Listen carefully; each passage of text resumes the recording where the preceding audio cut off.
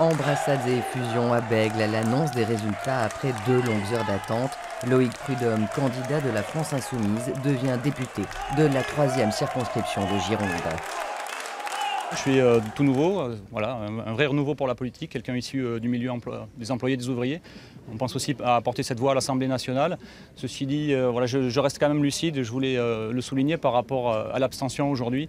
Je reste très modeste par rapport au mandat qui m'est donné et je voudrais quand même souligner que ces résultats montrent quand même que notre 5e République est vraiment en mort clinique et que ce que l'on porte comme idée, nous, depuis plus d'1 an et demi, même bien plus longtemps, de passer à une 6e République est vraiment une urgence démocratique absolue. Cette victoire est l'une des surprises de ce second tour à l'issue d'un scrutin très serré. Loïc Prudhomme devance Marique Fétou, le candidat de La République En Marche, de 131 voix seulement. C'était une circonscription très difficile. Jean-Luc Mélenchon est arrivé en tête au premier tour de l'élection présidentielle. On voit bien ce soir qu'il y a un effet ressac, que les électeurs qui se sont portés sur La République En Marche au premier tour ne sont pas tous venus voter pour le second tour. Et donc effectivement, ça donne un résultat qui est extrêmement serré.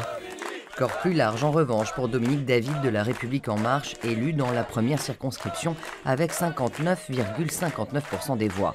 Un résultat qu'elle relativise au regard des 48% d'abstention.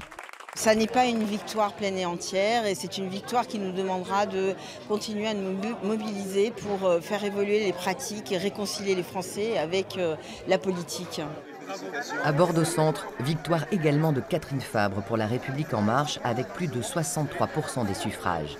Les circonscriptions bordelaises échappent donc hier aux adjoints d'Alain Juppé. Les 3 candidats sont tous battus.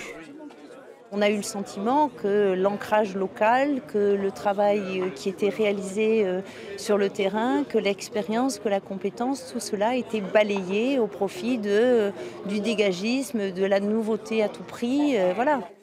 Hier, les électeurs bordelais ont en effet élu 3 députés qui n'avaient jusque-là aucun mandat politique.